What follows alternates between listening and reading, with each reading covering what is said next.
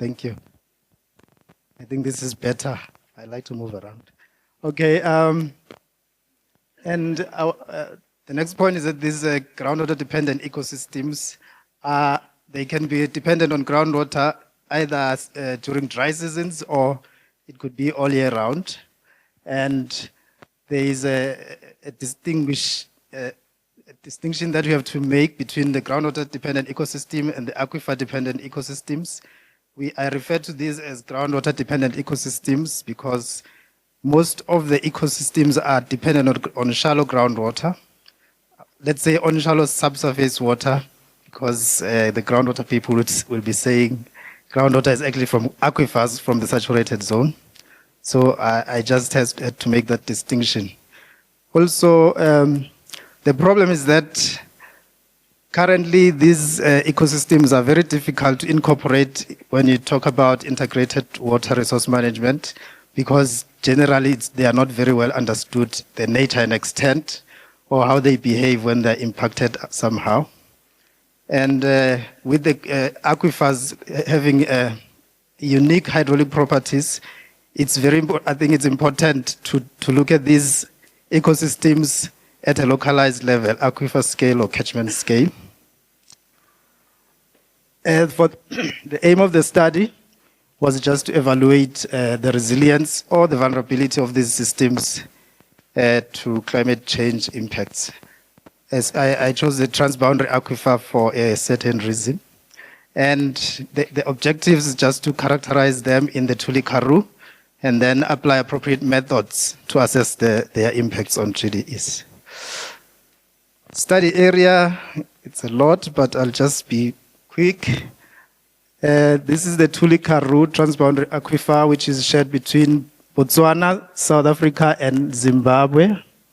And there's a Limpopo River running between Zimbabwe, going down here and towards Botswana also. And there's a Shashe River going up, separating Botswana and Zimbabwe.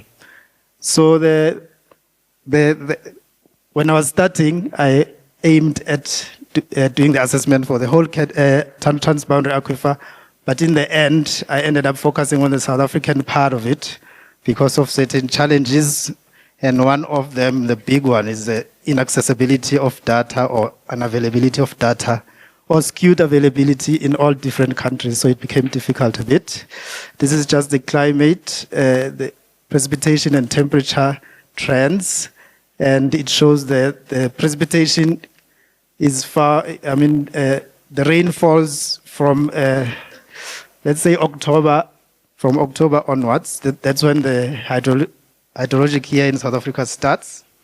And geologically, you have the alluvium there, which is a major aquifer in the area. It is underlain by sandstone aquifers, which we regard as a minor aquifer in this area. The alluvium is a major aquifer. And then you get, as you go southwards, you get these interchanging the nicest river, nicest rocks and some andesites. Okay, the ecosystems in the area. This is the map from National Biodiversity Assessment in South Africa from 2018. I know there's a new one now from 2025, but it plots the wetlands and the different types of it. You see, there's a lot of riverine and the Limpopo floodplain around there next to the Limpopo River. And for the vegetation is dominated by the Musina Mopane bushveld. For those who like Mopane worms, they know we harvest those Mopane worms from the vegetation there, which is associated with that. And the land cover, just to say, there's aquatic vegetation around here, and then there's also a mine there, which is abstracting water from the alluvium aquifer, because around here you do not get a lot of groundwater. Okay, to characterize the GDEs, I followed the method which was used. Okay, I'll remember the reference soon. But the The criteria is that we look for vegetation that remains green throughout the year. I mean, it remains active during the dry seasons. This is evergreen vegetation. We look for vegetation. We assume that vegetation exhibits low seasonal changes in leaf area index. And then vegetation has low interannual variability. So in this area, I use Sentinel-2 data to compare the wet and the dry years, so you can get information on the evergreens. For the seasonal, you get data every 10 days for the month of the driest year.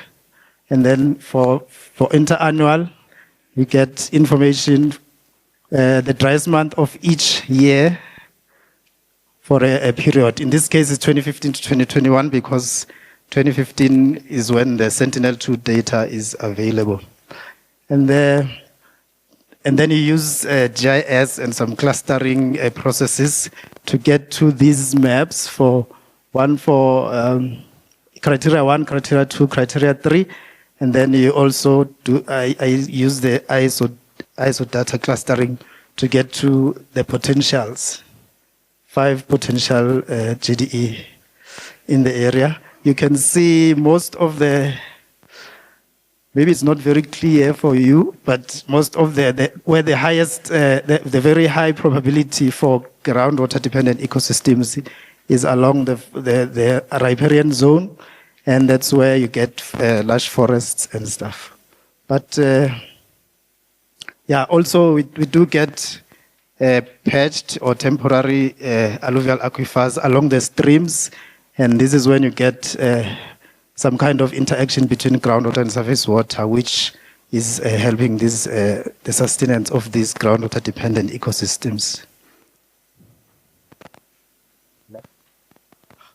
Okay, and then I just had to, they say I have 3 minutes left. I just had to compare the land cover and the high potential. So the GDEs cover about 12.8% of the study area, but I think that can be improved with the new data. In the next 3 minutes, the mine in the area has some program where they are monitoring the plant moisture stress. When the groundwater levels, when they are pumping, the groundwater levels go down, they are checking the stress on the plant. So it is clear that when groundwater level drops, the plant moisture, the stress goes up. And when I try to plot the long-term trend, it looks like the fluctuation is receding as well. So it looks like the groundwater is being affected.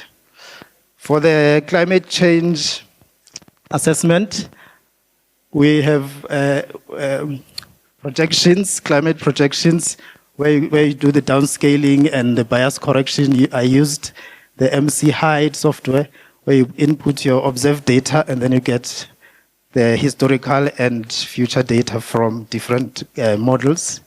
Then that was enforced into a groundwater model using ModFlow in the Model Muse environment.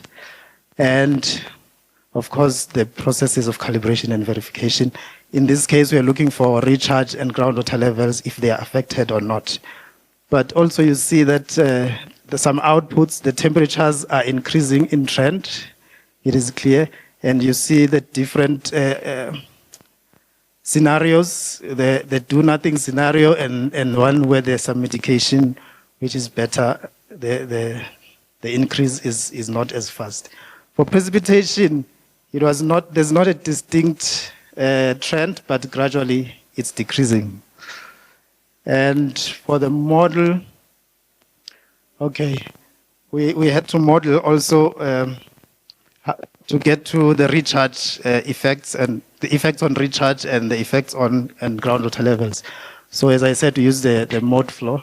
I think I'm going to jump this one because I don't have time. And get to the results. Oh.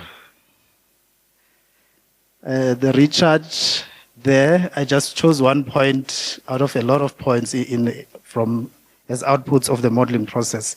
Again, it's a very gradual decline for recharge, but yeah, it's a very gradual decline. And we know that in that area, the water levels or recharge, for a few years, it will decline and then recover at some point. So that kind of trend is still expected.